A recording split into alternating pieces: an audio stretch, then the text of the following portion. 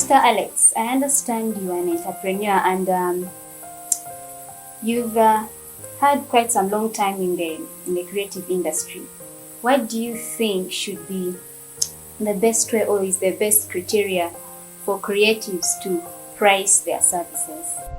Pricing, it's another very important issue actually to deal with, and it's kind of causing a lot of challenges. Most of actually, having issues.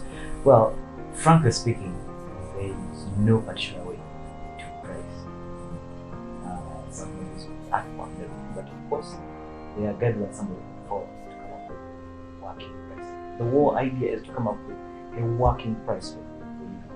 So there are a few factors you could consider to come up with what it's usually a very bad idea for you to do work and feel like it's what you underpriced yourself. It's a very bad feeling. I've had it before. The whole idea is to come up with a working price for you. So there are a few factors you could consider to come up with what it's usually a very bad idea for you to do work and feel like it's what you underpriced yourself. It's a very bad feeling. I've had it before. The whole idea is to come up with a working price for you.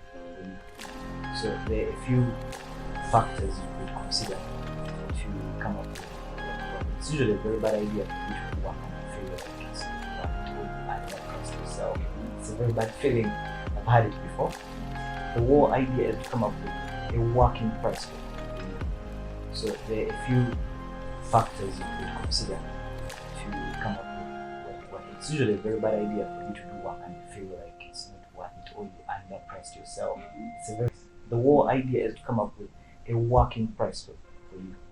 So there are a few factors you could consider to come up with what it's usually a very bad idea for you to do work and feel like it's not worth it or you underpriced yourself. It's a very bad feeling. I've had it before. It's another very important issue actually to deal with, and it's kind of around. They're in the industry but they're doing not much work. Still, they can't command a lot. But there are people who are really putting stuff out and you look at it like it's possible commands value. And so you find that their pricing has to be certain. It comes with premium. It's a bit classical. It comes with premium. Then there are those who are charging and they just want to survive. The guy is building his character. It's not so good at that. Right? So value for money, the experience of the artist. You have to consider it. If you have just started out, please don't overcharge your customers. They will not think twice to run away from you. But if you know your stuff is, you have got it, it's really good, you've got it, hang with it, please consider that premium. It's a blessing somebody to use. Because you have to set that up. The other factor are generally market factors. Animation is not so different from other things in the industry. We are affected by the same systems. The dollar, inflation, and those exchange rates and things like that. So you have to consider that at a company level. Now, at an individual level, consider the size of the work, the amount of work. Look at the product, measure it. Take your time to measure the amount of work. Please don't commit to a work clearly it's going to kill doing it. I usually feel bad when artists are mistreated. I don't like it. And often myself, I've been a victim before. You're so broke that the person gives you a lot of work and you're like, I'll do it. And you don't have to be challenged. Please consider the amount of work. Charge it accordingly. By amount of work, consider how many characters, the complexity of what they're trying to create. So if somebody doesn't have the budget to finance it, please don't do it. Otherwise, you won't do it well, kill your portfolio, and you will still not get gain. So when you're pricing, look at the amount of work and the time they're providing, things like that. The time they're providing, like how quickly the work has to be put out. Then future values, the value attached to the work, consider that. There are clients who come and be like, okay, do for me one video, let's say, do for me one video. If it's one video, please charge it a bit high. It's a one-off. And usually you're going to do it. If somebody says, no, I will need to make maybe about 4 adverts. You make it so adjust accordingly. Then you check a bit less because they're getting yes. So you consider these factors. They are really obvious factors, not something that if most artists they will know how to work, but these are factors to look at that you can consider. So the value you're getting from your customer, consider it. Your value as an artist, the experience you have, and how much you are you a celebrity? You're already to work.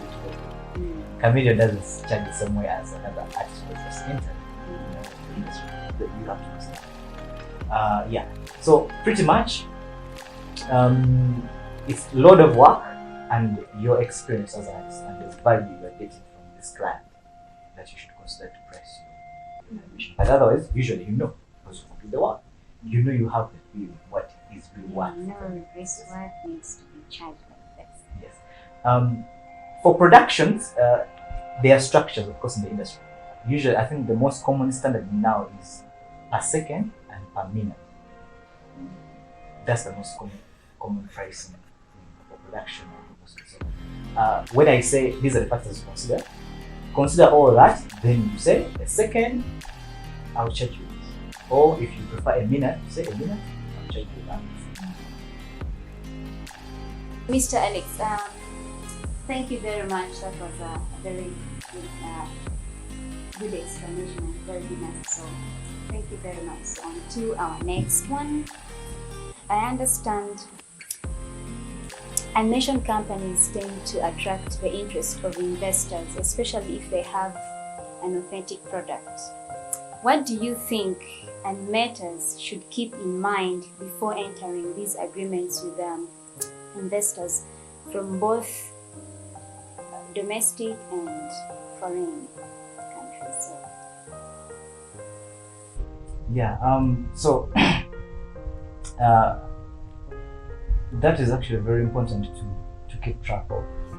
Currently, I know investors are starting to notice Uganda in this industry. I know who are making brands, getting into the borders. As a young industry, we need to be really careful about how we approach the investors. So the investors will come, of course, they're interested if you have a good product.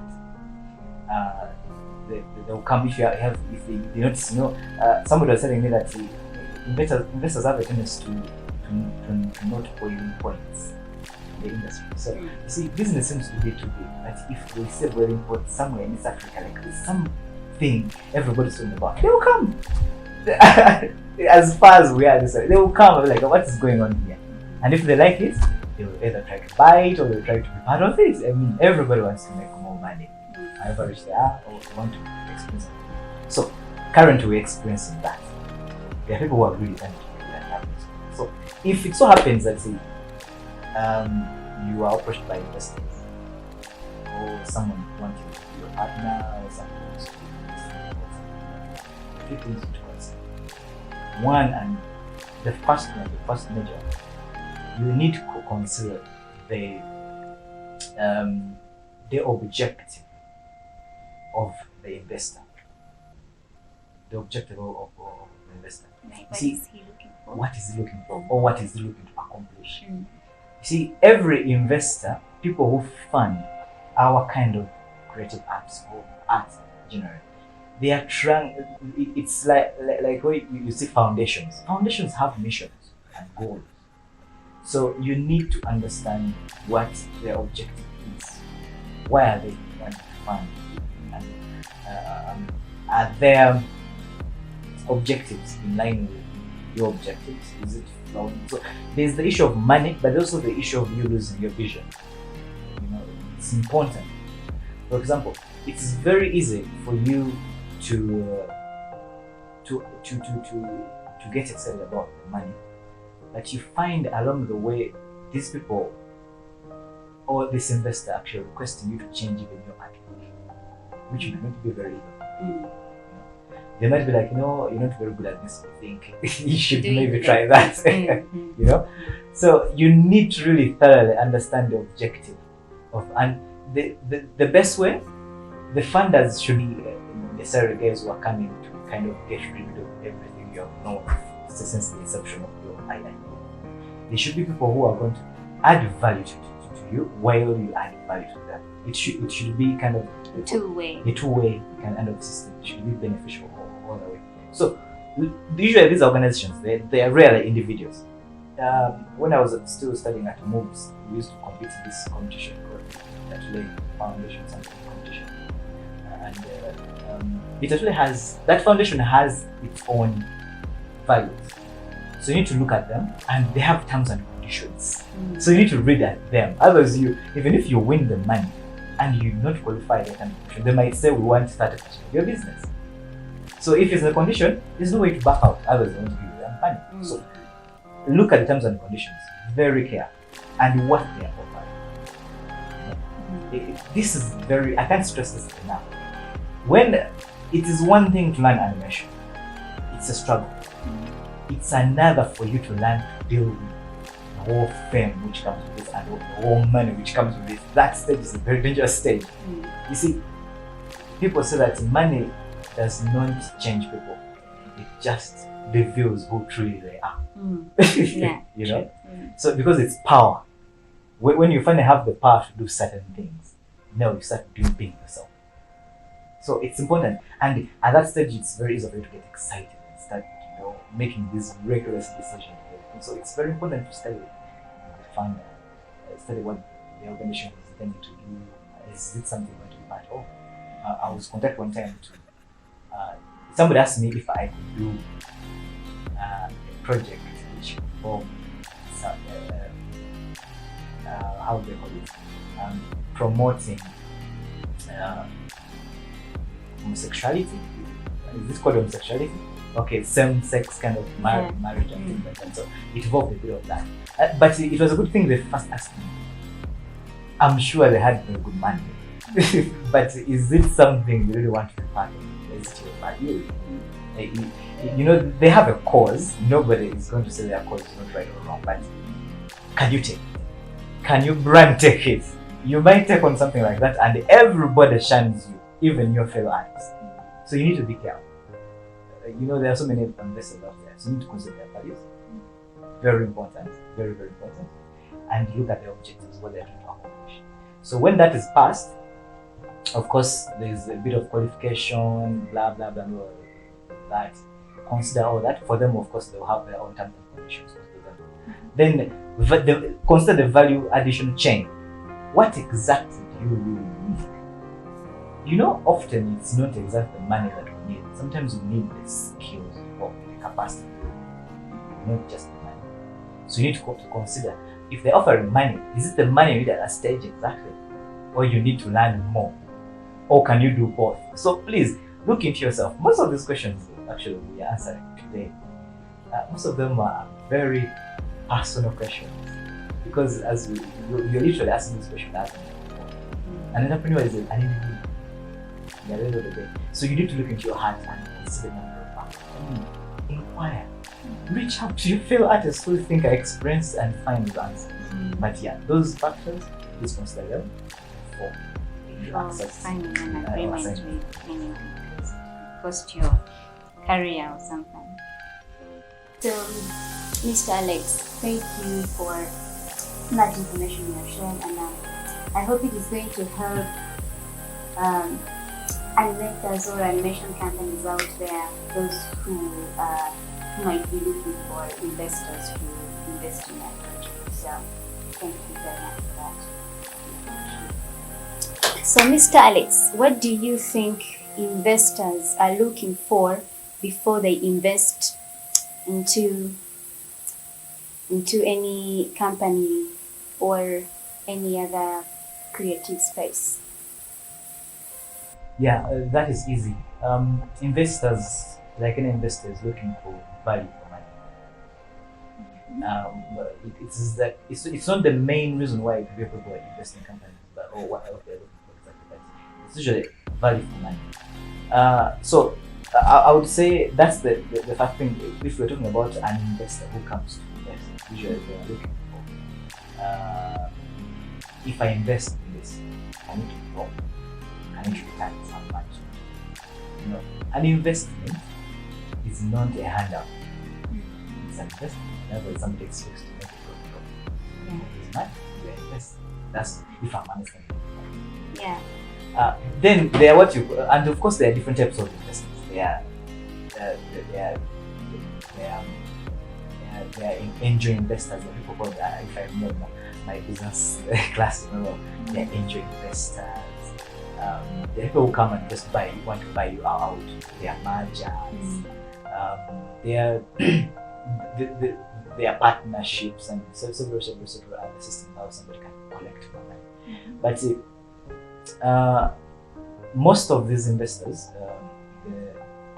when they come, they'll be looking for, do you have value for money? Can you add value to their money? If they have money, is it able to meet their needs or their goals? Now, there are another type of investors who are trying to do good. Actually, we don't even call them investors, we call them funders. They're just trying to do good. For example, they might be promoting art or a certain culture. For example, there are organizations now from France and the US and a few European other countries. Their focus is to promote. They have promoted a number of these performing arts, drama, music. Now they are starting to keenly get interested in the digital creative arts because they know this is the future.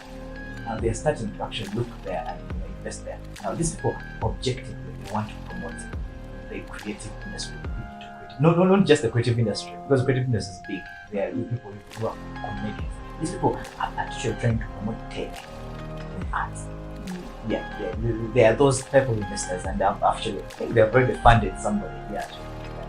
Don't do that. Don't do that. So those people come as funders. They have the expectations, and most of their expectations are majorly how do you call it? Accountability. Their expectations are accountability. It's not profit. They just need your accountability. So when they come, they look at is the company structured? Of course, like you already discussed. The first thing they will often look at, do you have a product that's worthwhile, which has value for money? Then they'll be like, do you have capacity? Now, these funders, at the same time, most of them, they have expertise in management, project management, marketing. So they come and they want to accelerate. That's when you hear things like accelerator program. So accelerator programs, they come, you are here, but you have the ability to be here. It's just you haven't gotten there because you don't have the funding. Yes, you don't have the funding or it's something lacking in the structure. So they come and accelerate you. It's like somebody giving you a lift. You're headed home, but they give you a lift. I mean, they are preparing you for it. They are trying to get you. They get you to your objective faster than you had anticipated. Yeah. So these are funders. They do that. So they look at, do you have something valuable, and do you have the right structure to do it? So, wow, that's really interesting. So, speaking of problems, the Ugandan government is doing next to nothing to support the creative industry. URA continues to indiscriminately tax even the creative startups. What would you advise creatives out there that want to really start up their own businesses and want to rent exclusive places to really kickstart them? So it's not new, definitely. It's not actually not only the animation industry, but several other industries where people are complaining about taxes, that the government needs to help much with the structuring, that you continue tax.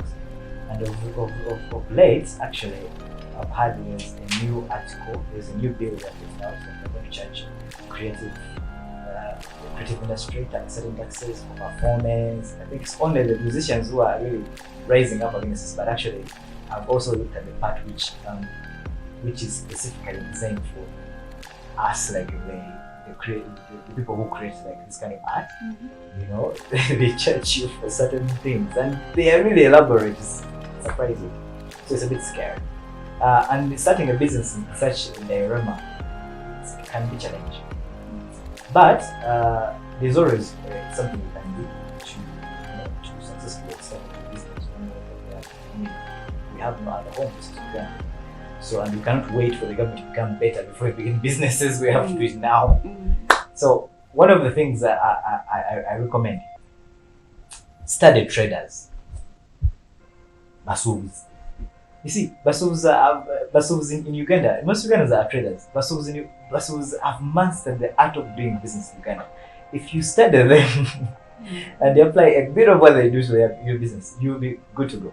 Now, one of the things you asking me about is like some people want to start business, but actually set up those lashy expensive, like like they don't know how to start or where to start. So one of the things we could do, a few different combinations could work for different stages or individuals. One of the things I think we could do is partner, like share the load. Basovs do it all the time. For them, they do it at small scale. They call it sub-renting. You find one room, they're like, I don't know, 4 people, each one owning one wall, you know, renting it up. So I'm not saying we should do that in animation, but I'm saying that it is, if you feel you need a certain space, it's too expensive, maybe we should partner up. There's nothing wrong with a comic company and an animation studio being in the same place. Actually, these two people depend on each other. So you can actually hustle up, rent a nice place, and you share the load.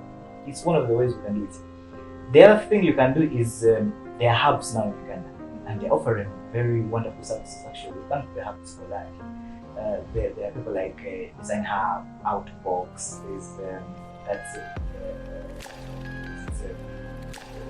Is it called the Creative Village in Tinda?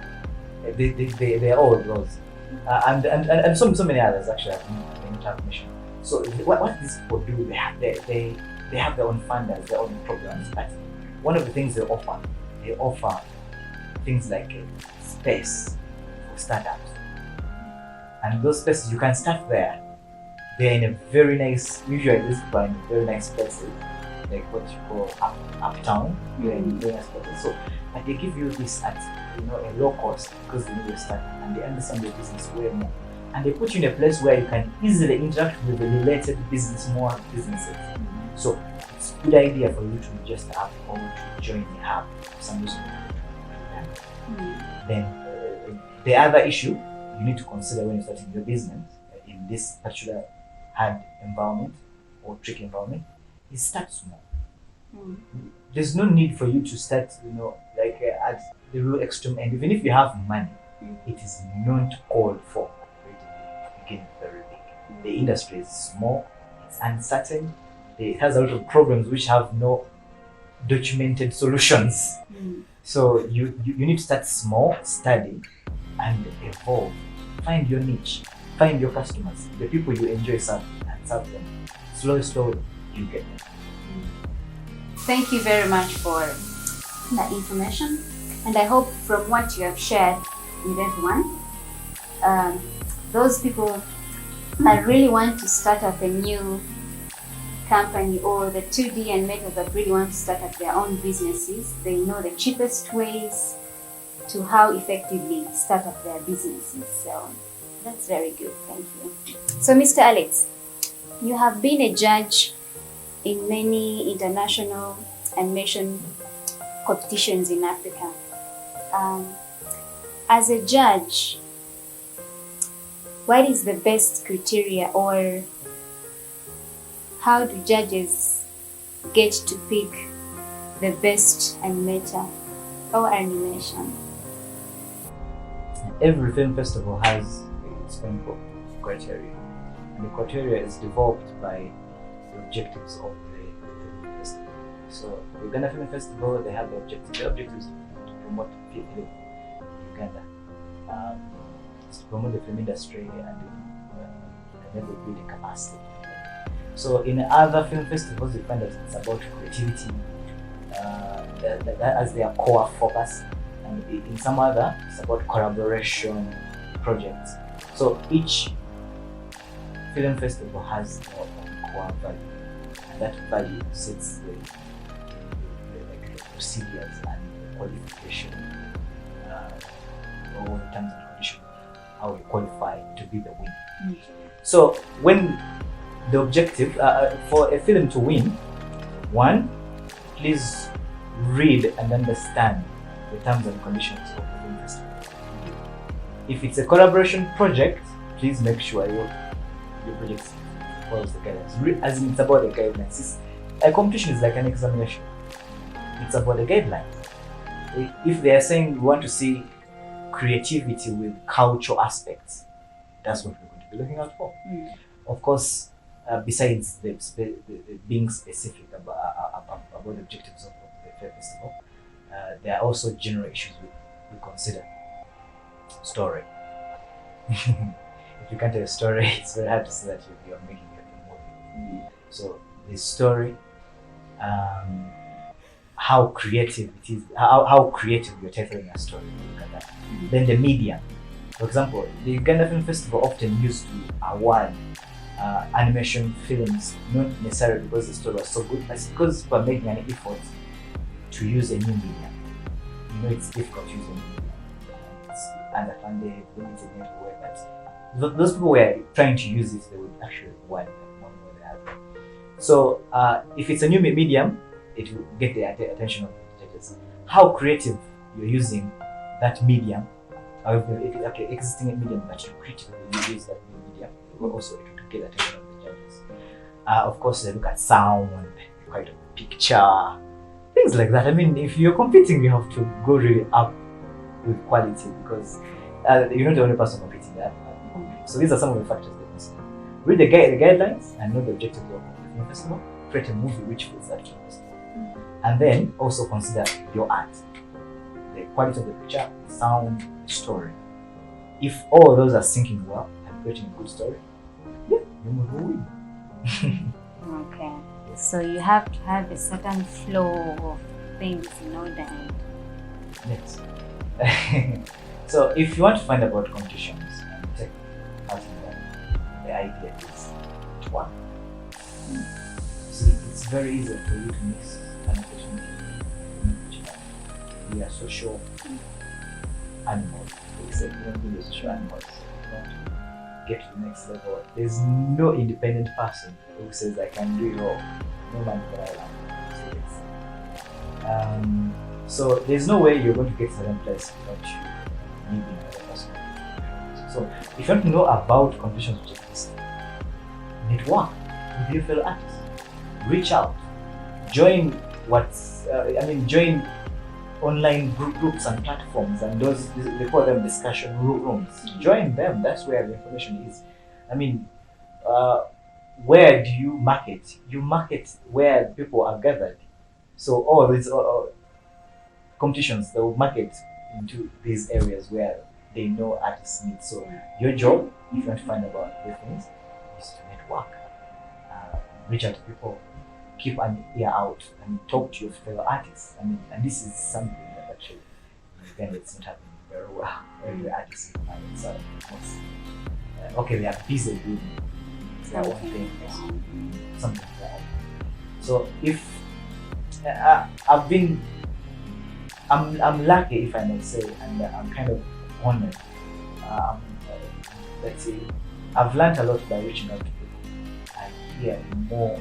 The information you get, you hear from this one, you hear from that one, you talk to some people with the mission. So if you want to hear about missions, push it out to film festivals, attend film festivals. People don't even attend the film festival or the other festivals in East Africa. They don't. But there are people I know who actually drive from Uganda and they go to Rwanda to attend the film festival. Those are a few that understand and know them. So as an artist, you are an entrepreneur because you're making money from your vocation. So in Uganda, I would say, as in it concerns you. It is your responsibility to invest that much in finding out a network. So if you want to get something, find it. Find it.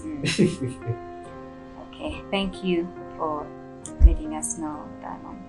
So Mr. Alex, I understand you offer lessons to those interested or to all interested people. Talk about that and what it requires or what one requires to really learn that fundamental skill of animation? Yes. A while back, I found a niche. I talked to several of my friends actually about it. The niche is capacity building. Like I was just saying earlier, that there's still very few animators or creatives in this particular area.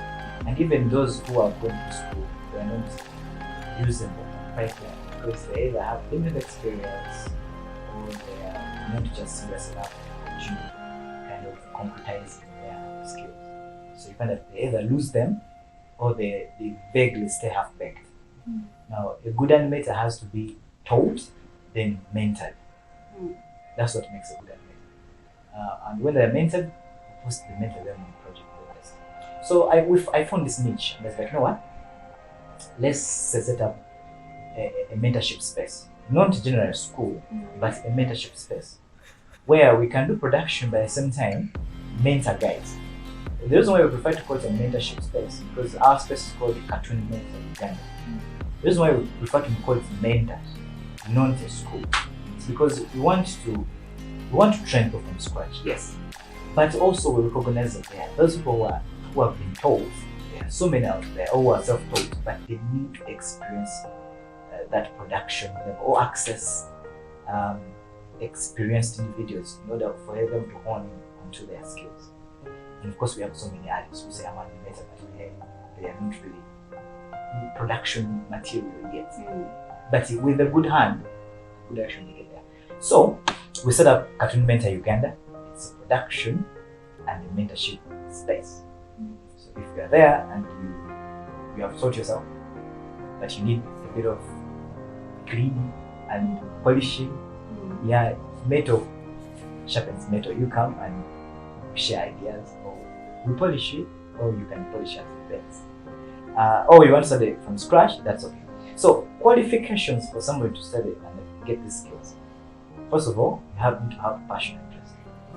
That's very important. It's paramount. Second, it's somebody who's not interested, but rather their parents just want to study. But if somebody's interested there and is a study. The other thing, you need to be not so much below senior 4 at least.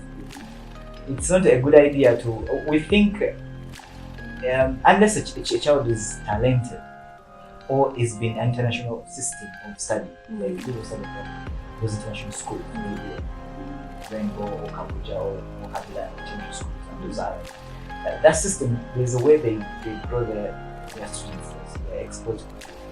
But in a Uganda setting, we think that a P7 student should not be exposed to animation, especially 3D animation. It's heavy. The programs are sophisticated. I mean, you'll be feeding a child with things that it should not be tampering or endeavoring to study. But there are those kids who are really talented. Those are one in a few, in many. So those are a unique study. But for generally, somebody should be at senior 4 and above. It's a good way to generalize. So if you go to animation, please make sure at least you have the form for or something. Then you of course you have to pay a small fee. Training animation is expensive, so you need to pay a small fee, and pretty much that's it. Passion, interest, at least be from 4 and above, all you need in one way if you can prove it, and you need to pay a small fee. Yeah, and then so if you are teaching, it's a service you're supposed to pay for. So if you're being taught, you need to pay something. And now for our audience that can't reach you, what books or resources do you recommend to these people who really want to start up their journey of learning 3D or 2D animation? Books, very interesting. It's a fact that if you're not a reader, animation is going to be a little hard for you to hectic for you to study. Of course, now we have tutorials and things like that. I mean, we have online resources. But as I tell my students always, it is better for you to understand the fundamentals before you dive into the internet of things. Like you dive into these tutorials. Tutorials are personalized ideas. When I make a tutorial, I'm showing you how I found a way to do certain things. I'm not saying this is standard. Now, books are uniquely things which, these are platforms which give you the standard. And you need to set the standard. You need to understand the standard. You need to understand the rules of things. Then you can supplement with tutorials which give individualized ideas. Now, of course, the first book will be the Bible of all animators, Animator Survival Kit by Robert Williams. Richard Williams. Is it actually? I think so. Yes. So that book is a standard. I mean, for 2D animators and 3D animators. Mostly 2D animators will find it very useful. Now, for 3D animators, I usually recommend the Character Fundamentals by Steve Roberts.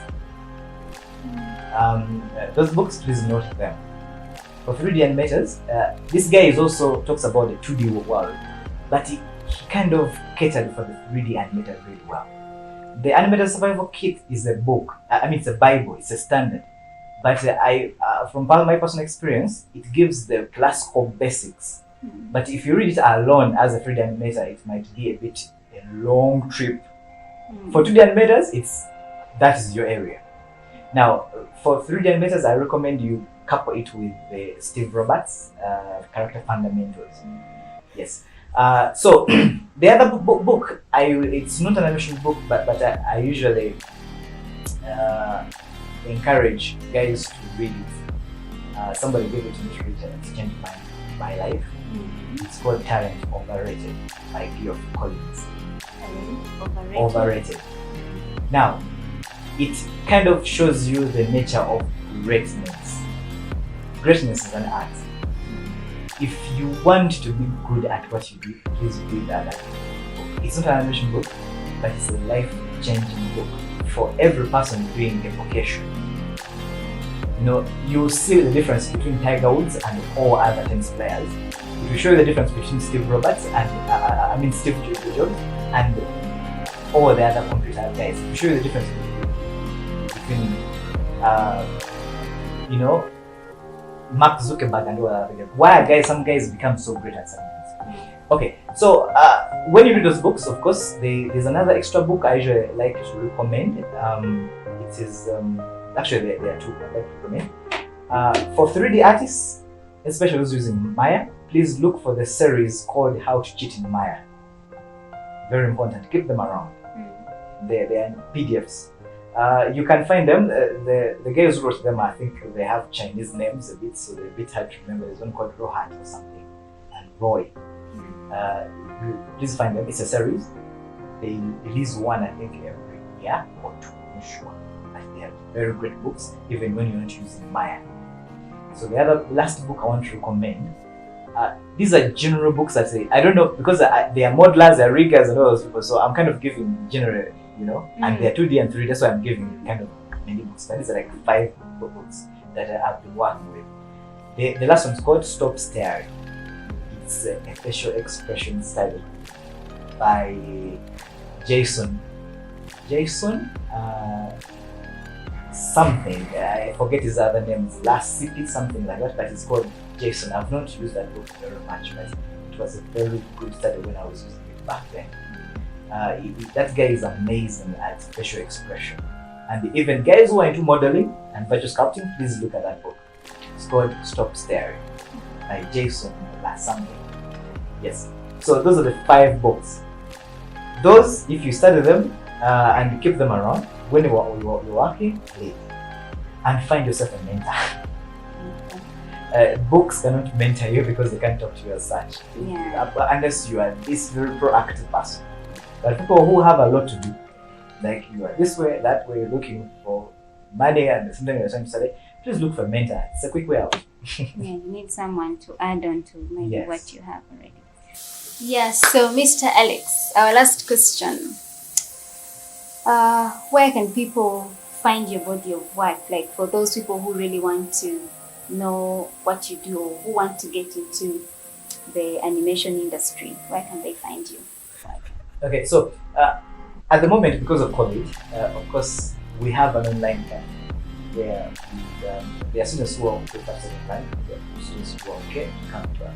So our physical address currently is Roma Road behind Cham Towers. The building is called Light Building, just light building, level K, room 2 and room 19. When you come there, you be able to access most of the resources. But if you can't come there, of course, we shall give you the option of online. Of course, online you have to do some pre-payment. It's a bit long, short, but it's one. One service that So, Mr. Alex, yeah, it's been a long session. Thank you very much for your time and the invaluable information that you shared with us today. I hope it benefits a lot of creatives out there in one way or another. So, thank you very much. Thank you once again. thank you, boss. This brings us to the end of our episode today, and as always, please share, like, subscribe, and keep it locked on Remnak TV for more exciting episodes of the Creative. Bye! See you next time!